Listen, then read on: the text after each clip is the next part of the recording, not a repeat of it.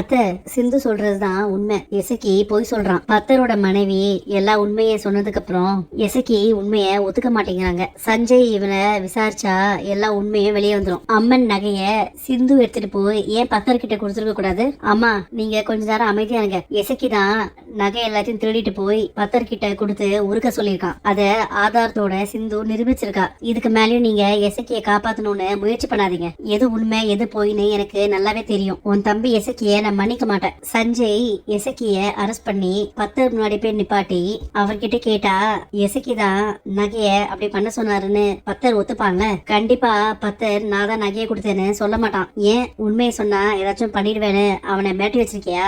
என் தங்கச்சி புருஷனுங்கிற ஒரே காரணத்துக்காக உன்னை சும்மா விடுறேன். இந்த தப்ப வேற யாராச்சும் பண்ணிருந்தாங்கன்னா நடக்கிறதே வேற.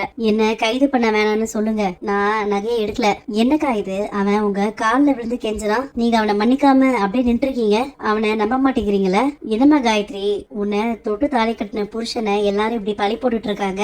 நீ பாட்டுக்கு வேடிக்கை பார்த்துட்டு நிக்கிற. இவங்க கிட்டலாம் சொல்லுமா அவன் அப்படி பண்ணலன்னு. அம்மனோட நகையை இவன் திருடினது பெரிய தப்பு. எங்க அம்மா சொன்ன மாதிரி இவனை கூட்டிட்டு போய் ஜெயில போடுங்க. இனிமேல் எசக்கிக்கும் இந்த குடும்பத்துக்கும் எந்த சம்பந்தமும் இல்ல. அவனை நான் இந்த வீட்டை விட்டு ஒதுக்கி வைக்கிறேன். என்னக்கா என்னமோ சொல்றீங்க? எசக்கி உங்க பொண்ணை தொட்டு தாலி கட்டின புருஷன். காயத்ரியே அவன் கூட வாழ விருப்பம் இல்லைன்னு சொல்லிட்டா. அதனால நான் அவனை காயத்ரி கிட்ட இருந்து பிரிக்க போறேன். ரெண்டு பேரையும் ஊருக்கு முன்னாடி பஞ்சாயத்துல வச்சு நானே பிரிச்சு விடுறேன். அத்தை, நீங்க தப்பா நினைக்கலனா காயத்ரி அவ நேசிச்ச பையனையே அவளுக்கு கல்யாணம் பண்ணி வைக்கணும். காயத்ரி செலியனை தான் இன்னும் உயிருக்கு உயிரா நேசிக்கிறா. அவங்க ரெண்டு பேரையும் சேர்த்து வைக்கிறது தான் சரியா இருக்கும்.